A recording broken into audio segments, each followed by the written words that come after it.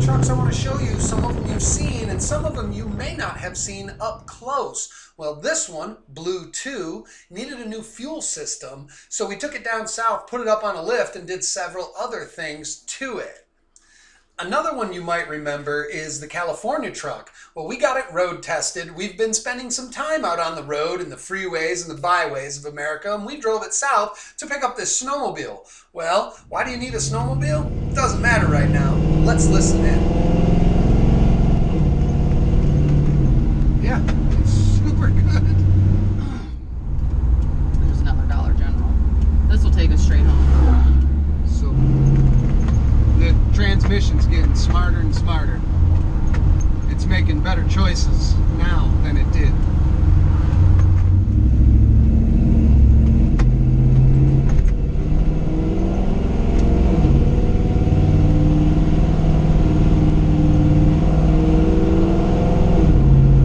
Jeremy'd have his foot to the floor right now. We'd be going 100 miles an hour. That's why his shit breaks. That's why everything's broken. Thanks, asshole. With the California truck tested and parked, I also put the sled in its temporary home so I could get back to Blue 2.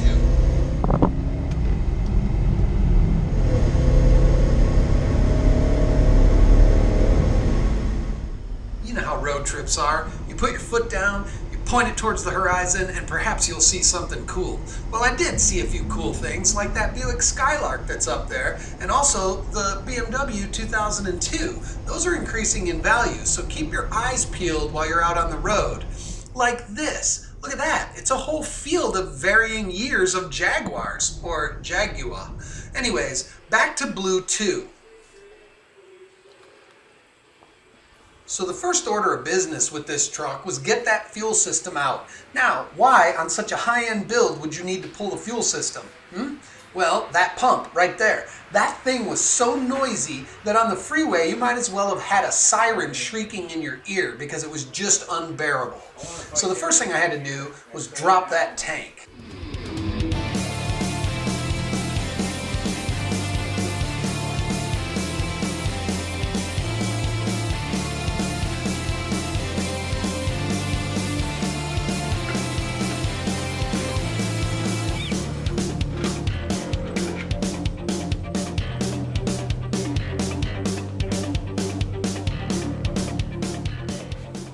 Well, it sure is nice working underneath a car that's on a lift, isn't it? I always said that if I grew up, I'd get myself a lift. Well, I haven't quite grown up and this isn't mine, but they're cool enough to let me work on this truck in here, and it's really important to get this thing done. So stay tuned.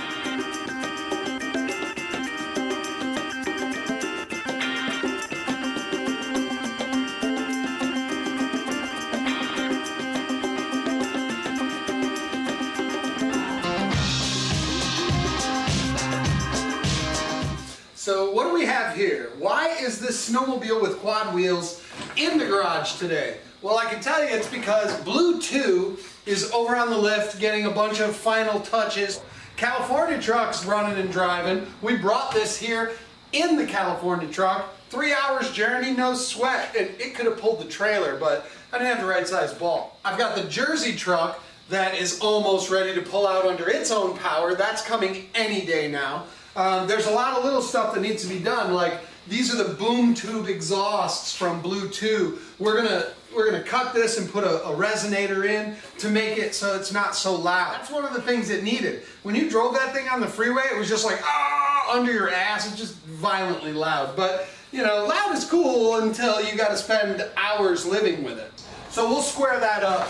This thing, it needs a couple of parts. We cleaned it up a bit. It will do wheelies. And you know, interestingly enough, I found out that if you drive a snowmobile in the summer with no snow, it will overheat. Who knew, right? We were doing a bunch of runs, poles out on the property, and this thing was just wide open for, 20 minutes, and it overheated. And I thought, well, that's weird, it's got coolant in it. Yeah, there's no fan. There's no radiator either. The way these things cool is a pipe goes down and another one goes down on this side, and coolant is piped underneath your footwells on what's called a heat exchanger, and it goes around to the back and back up into the motor. So essentially your radiators are down here, and the snow cools the coolant as it passes by. Not the grass and the woods and wheelies, because air ain't enough. So if we're going to do anything with this in warm weather, which we still got a few months of around here, we need to put a radiator in it. And I might do that. I'm not sure yet. Right now we're waiting on the Illuminator engine, which is a 5.2 liter Coyote motor that's hypoed. It's pumped up, and that's for the 2007 F-150 that's sitting outside. You go back and look at some of the other videos, and I encourage you to do that. We pulled the front end off of that thing, took out the junk 5.4, and got it ready for the Illuminator, and we're still waiting on parts. They're trickling in, as is the case with each one of these trucks we have going on right now. Like this one, the New Jersey truck. Boy, this thing sure has come a long way since it left New Jersey and made it to Ohio. We got rid of the boat anchor FE motor that really needed an upgrade, as you can see here. And let's look closer at how we arrived at such a feat.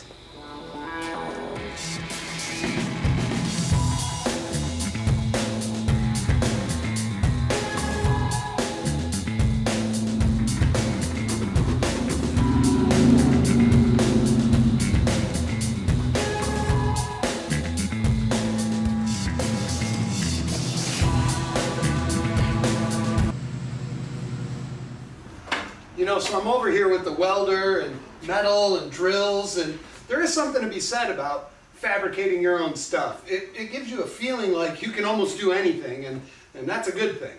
Yeah, it's really cool. I mean, it's sort of satisfying. You're like, man, if there was only a piece right here, you just make it. So yeah, it's cool. This fuel line goes all the way back, meanders its way safely and securely all the way to the tank. This is the pressure side. A lot of guys do these Coyote swaps and they have this big regulator that they put in there, and there's just so many other easy ways. My pump is in the tank and my regulator is a foot away from the tank. So not only is the regulator down there, it's preset, you never touch it, you don't adjust it. It does what it does, it filters, it regulates, and it returns all at once, and it's preset for this engine. I never touch it. Fantastic. So right here, this will just end up getting secured and come right back up into this fuel rail. And that's it. Still got some coolant to do, and power steering, if you can see that, probably not, but I used the stock power steering gearbox from the Fords, from the F-Series trucks, and I have found this awesome company. They've been very, very helpful. I'm not sponsored by them, but Lee Power Steering. I called up and I didn't really know the name of what I needed, you know, and I explained it, and they were cool enough to pick out the exact part number, and that was cool. You know, most people are like, well, if you don't know what you want, how am I supposed to know? Look, man, I'm going to tell you what I have, what I'm trying to do. Maybe you can help me, and this dude helped me. So from this day forward, just like Henderson Driveline in Grafton, Ohio, is my forever driveline guys because of the way they treated me. Lee Power Steering is forever my power steering guys because of the way they treated me. So, you know, I can't say enough good shit about them, but I got all the fittings I need to make this power steering work right with the KRC. It bolts up, pour it in, bleed it out, good to go. Haven't touched them since, so it's awesome. A bit of wiring to do yet, but in theory, this truck might pull out of the garage today on its own.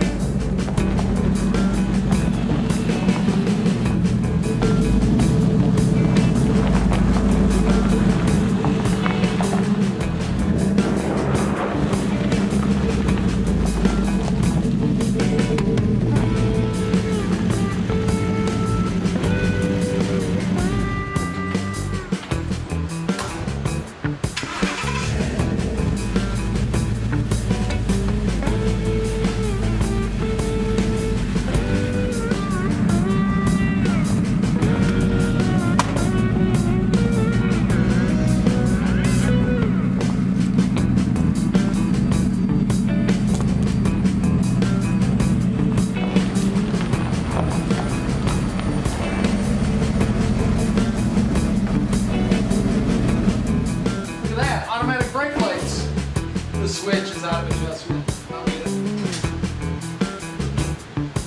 Better?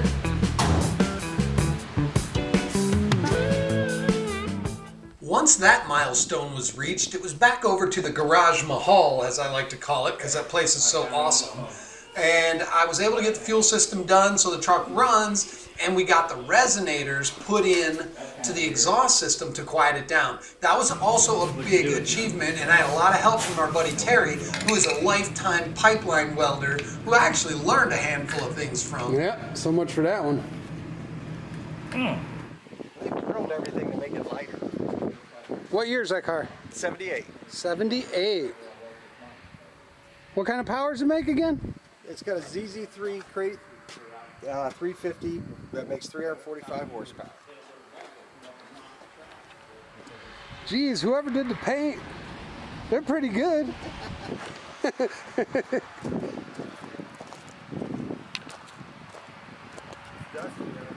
Dirtfish, you gonna take it off-roading? Off-road goes to my house, man. Well, it's definitely cool.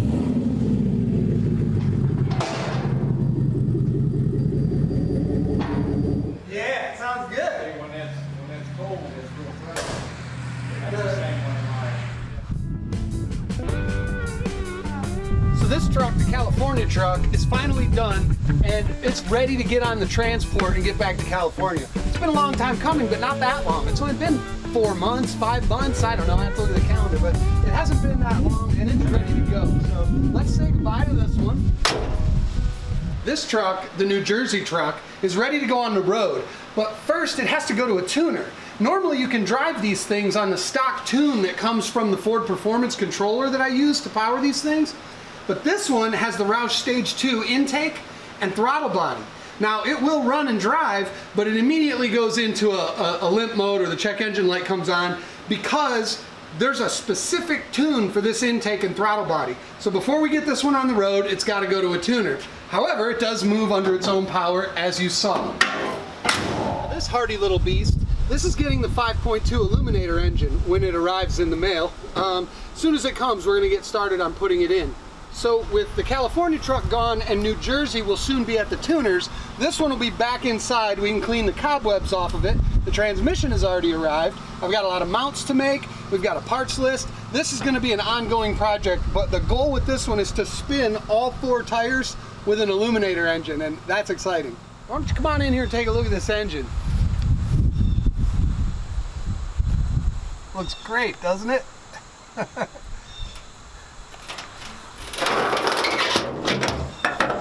Rest assured, that is not going to power this thing. We're going to have a chassis underneath that's going to stick out several inches. I know it might seem like around here lately it's nothing but Ford country, and it has been Ford country, but you take them as they come, and those are the builds that were next in line. Now this one I'm super excited about. It is a dually, but it won't be a dually when we're done with it. This 1954 Dodge is going to end up being all-wheel drive and Hemi powered. Take a look inside.